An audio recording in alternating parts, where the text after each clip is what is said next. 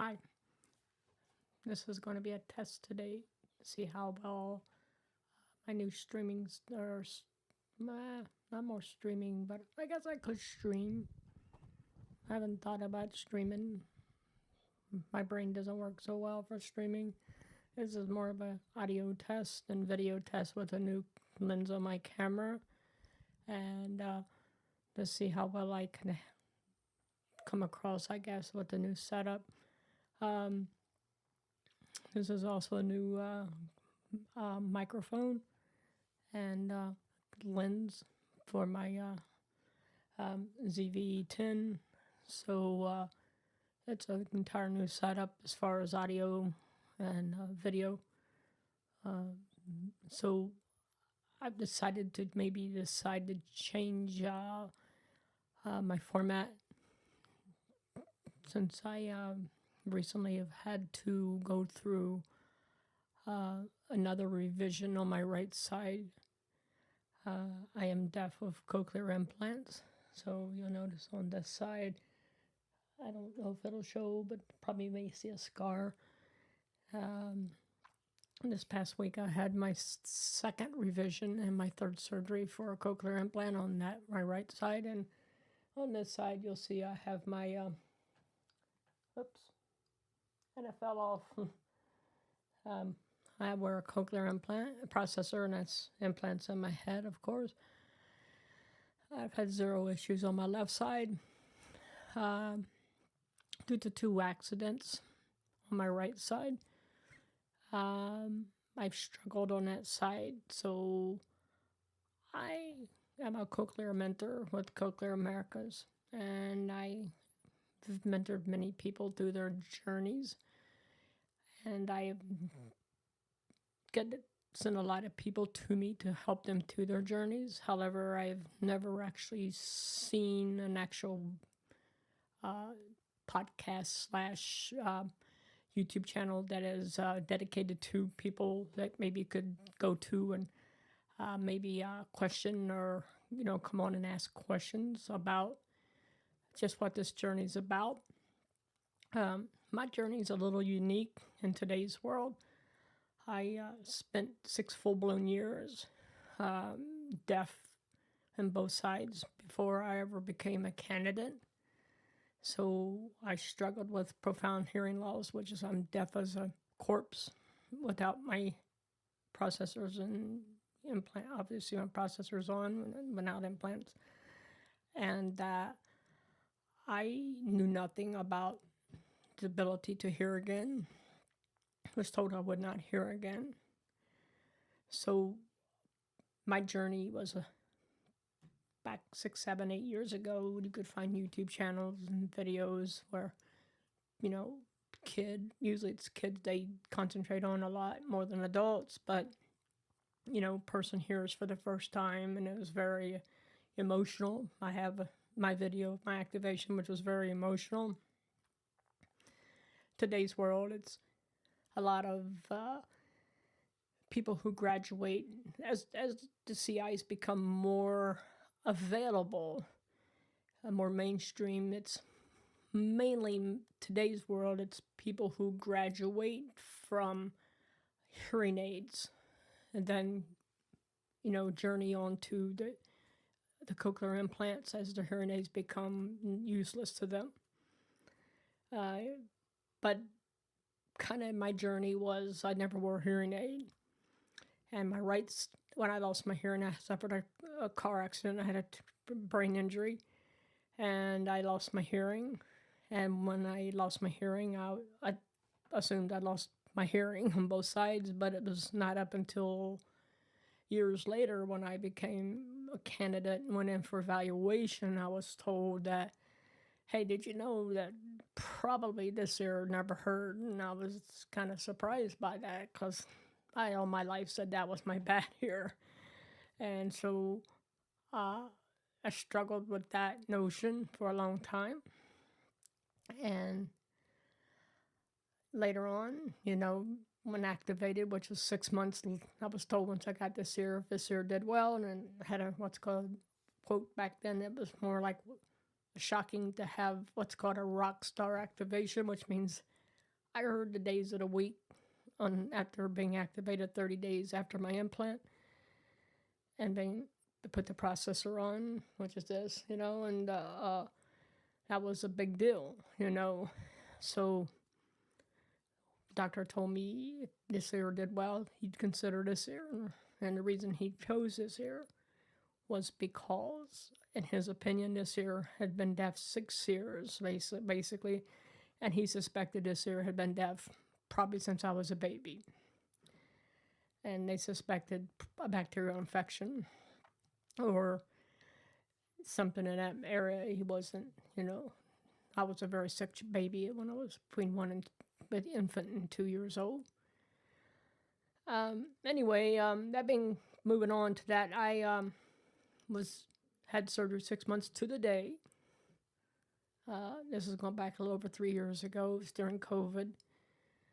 And the ear really didn't activate at all. I mean,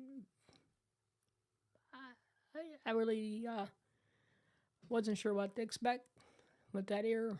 It definitely wasn't like that other ear.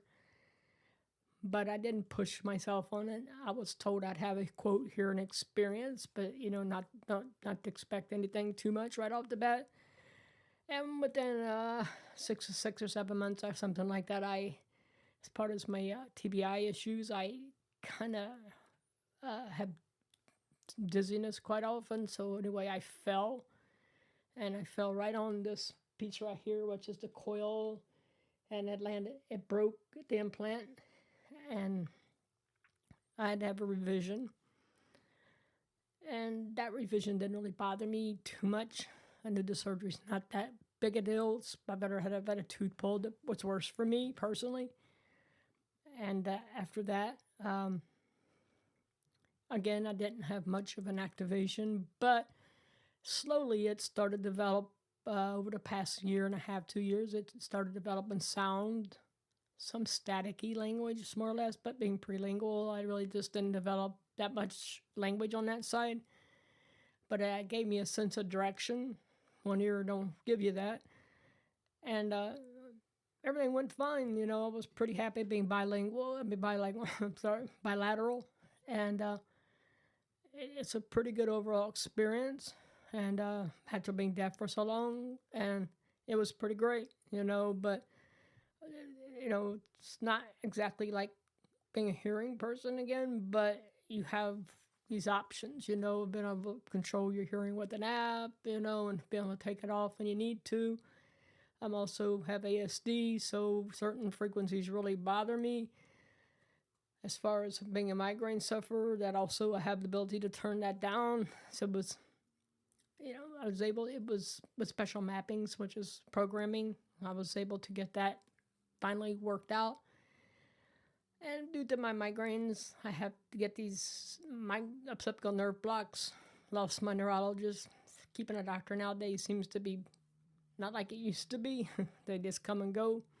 I lost one. Had to get a new one.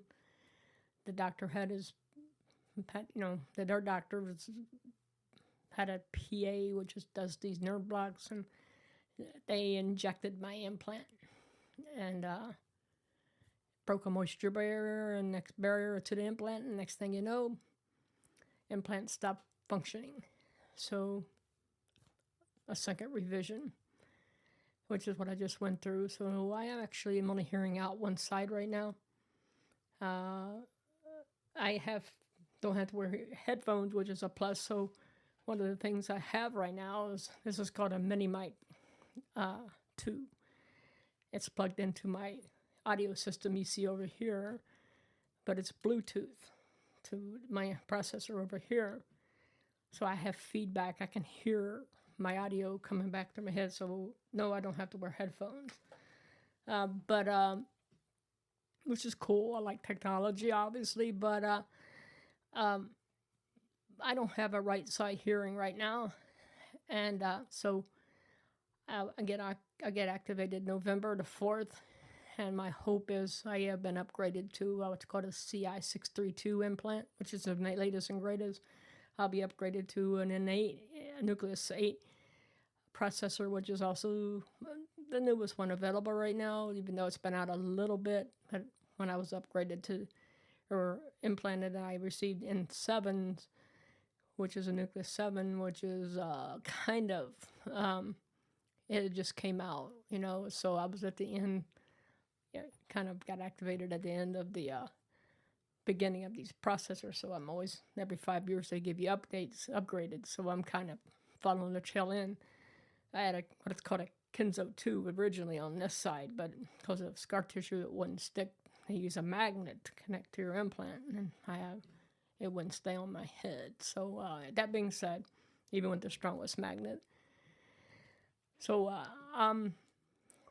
my journey was long and hard, from hearing to deaf,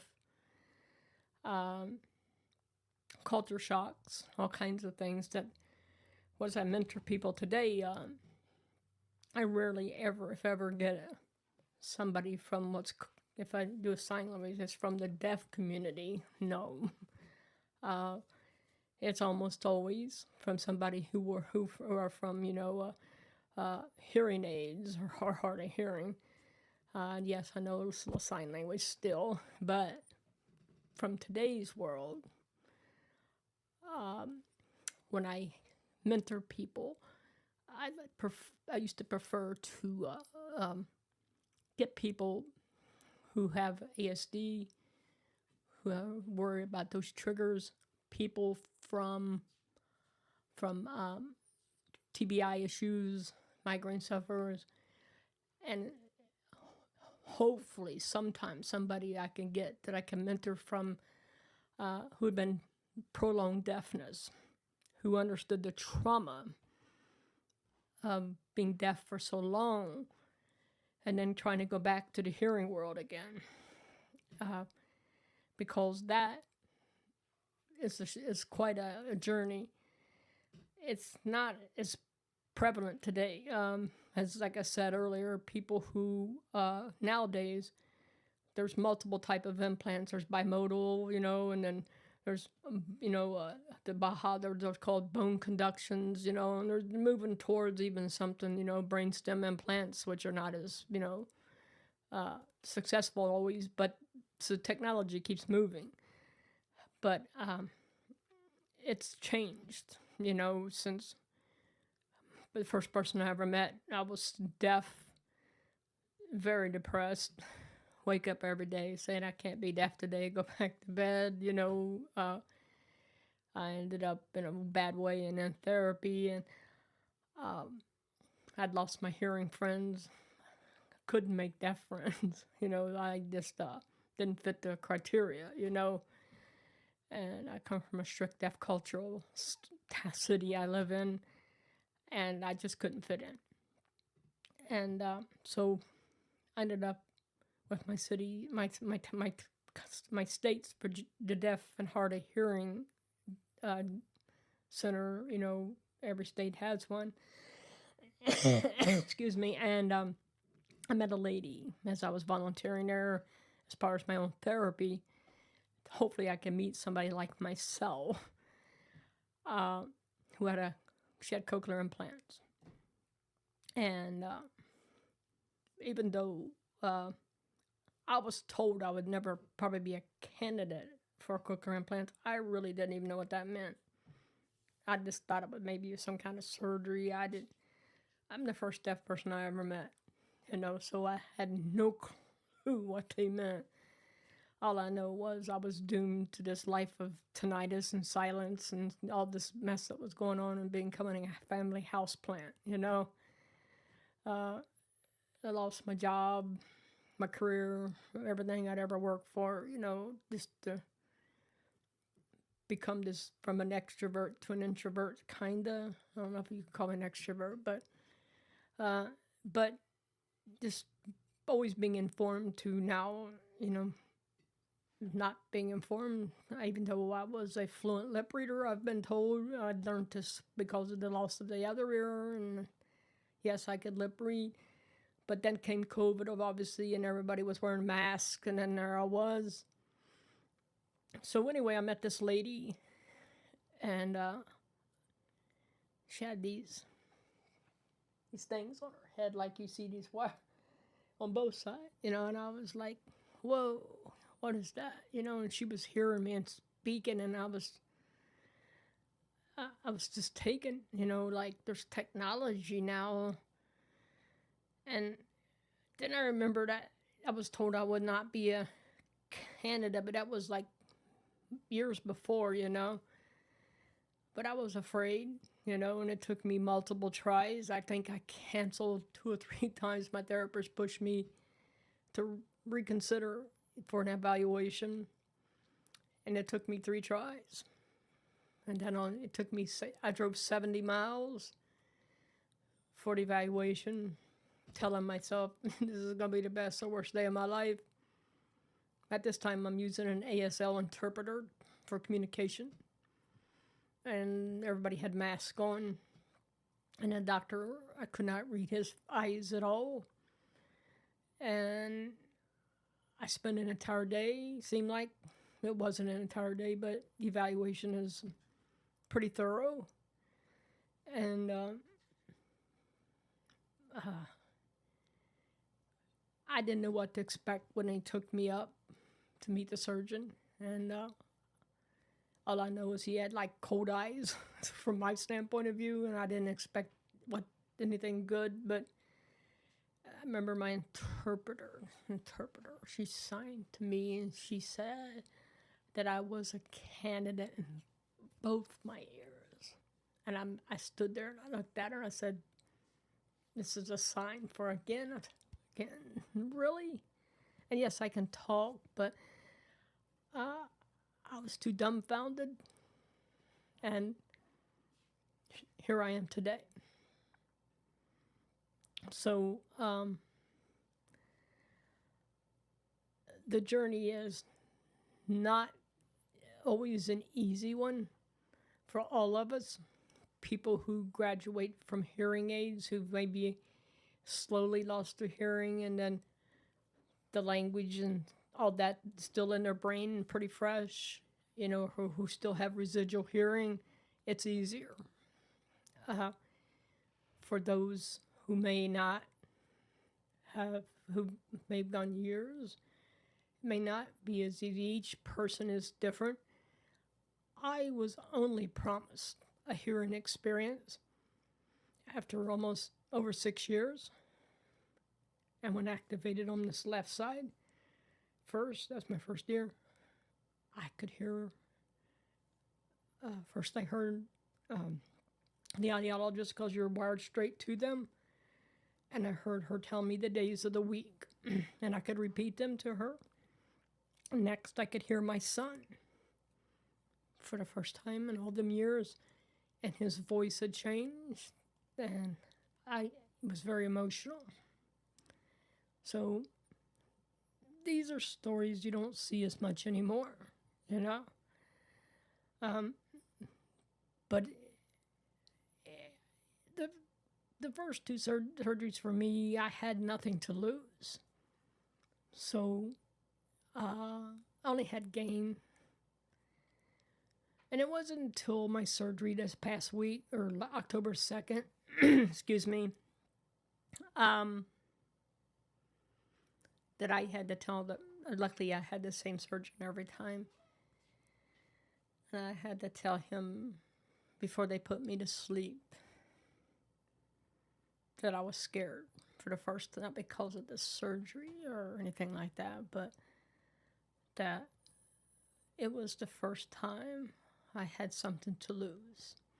See, I'd learned, trained my brain to learn sounds and even pick up some music, but this side is never learned much language, but this side also never understand sound. So right now, if I hear a sound on this side, I don't really understand it, but I understand language. This side doesn't hear much. No, it just doesn't, sound and music doesn't go together on my left side. So I have a brain injury, so I'm not the same as all, people who are meet criteria, but I can hear sound. I can hear language over here, but I don't understand sound or music. I can hear it, but I don't understand what it is. This side, though, started to learn all that, and so I could even recognize musics and sounds and things that I never thought I'd hear again. So, for some reason, I was afraid. You know, when mentoring people, I was kind of picky about who I wanted to mentor, because one of the biggest complaints they gave me, I don't know if it's a complaint, but I saw it that way. This is one of their fears, was being without sound for 30 days. That's usually how long it takes for you go in for activation, so the swelling you can heal and the swelling can go down. Not all. And the other was, for me, was losing maybe if they had residual sound, and I just didn't understand it because I had forgotten after all these years what it was like to be a hearing person, and in sign language, hearing person. Forgot. And what I learned from this experience was how to be a better mentor. It taught me to be more humble and empathy, because I have literally had forgotten what a gift hearing can be. And I hope in the future to share my experiences, how revisions, if anybody needs information on those, show my recovery, and to share any experiences I may have, and to help anybody who needs information and help anybody through their journeys. If anybody's on the cusp, I don't know, this is scary, it's not, I understand. Would I do it over again in a split second? Yeah, it's worth it. Some people have harder times with surgeries, some don't. I've had the same surgeon for all 4 surgeries. I can tell you, picking the right surgeon is the most important thing you can do. Trust me. Every time I've ever had surgery, I've walked away, literally. And I've had dental work done. I hate it. I have tetracycline teeth because I was such a sick baby. So I've struggled with having great teeth. I've never really had that chance. My child does. I made sure of that. But I'd rather go get implants all day long than go sit in a dental chair.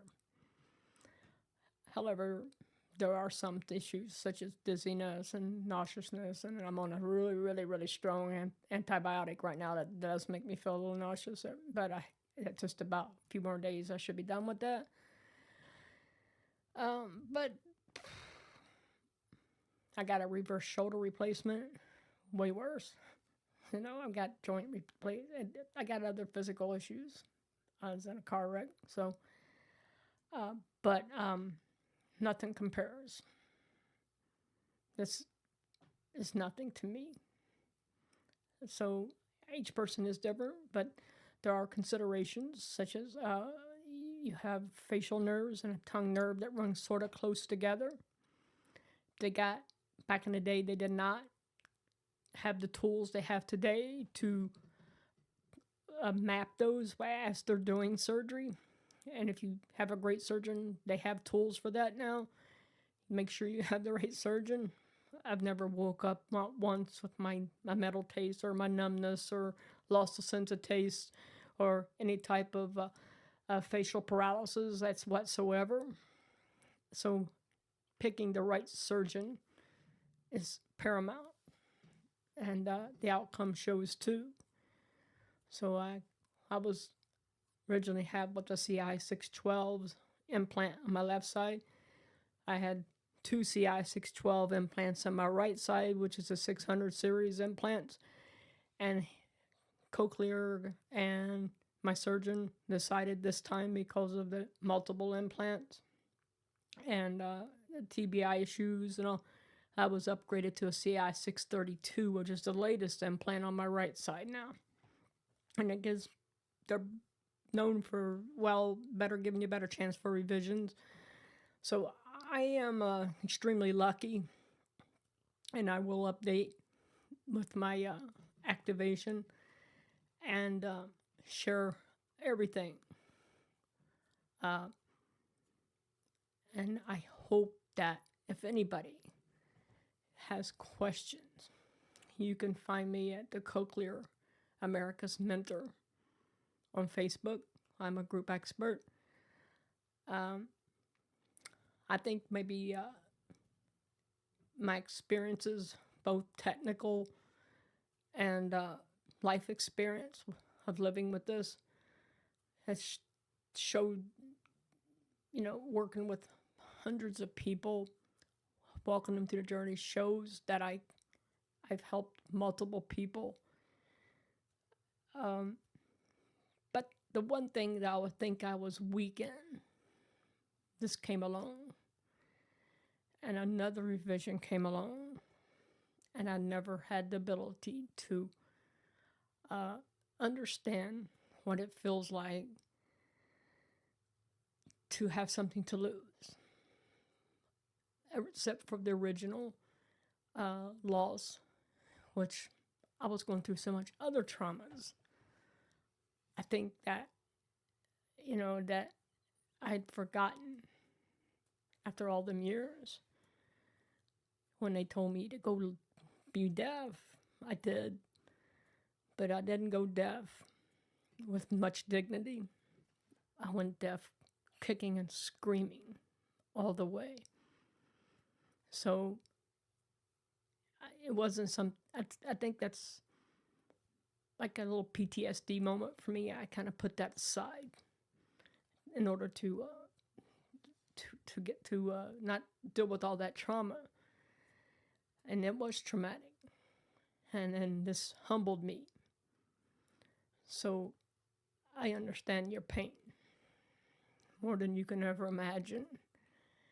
And that even for a short period of time of not hearing is scary. I know, I remember very clearly. However, there are all kinds of questions people have. The robot voices, how does it sound? How do I hear now? Your brain adapts. Each person's different. You get in what you put out. You do have to work. Sometimes you're the way each person's different.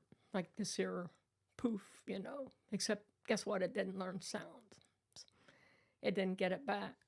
But mine was a brain injury. This side never learned to start with. And there was calcifications, all kinds of other issues. I'm lucky to get anything back. But luckily that side had stability now.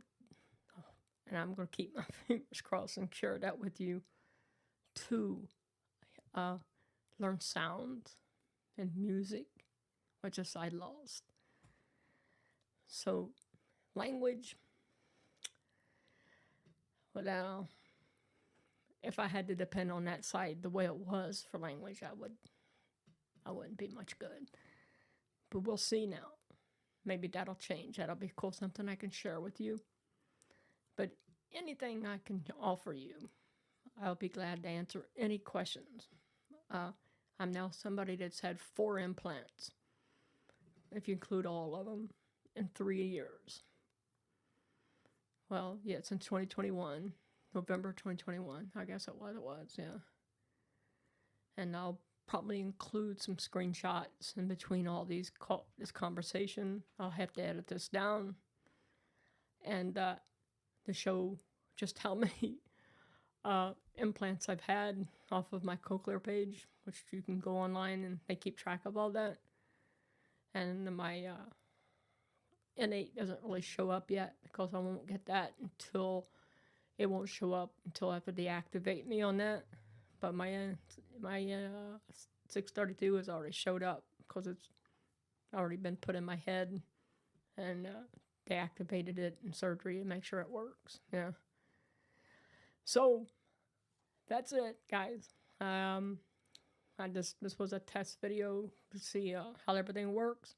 I've upgraded my equipment, and I wanted to see how this will go. Test it, upload it, see how it goes, and if it goes well, I'll continue more. If people want to see it, I'll be more than glad to share my stories more. I am a TBI sufferer. I have autism level 1, and I am profoundly bilaterally deaf in both ears. And that's my story.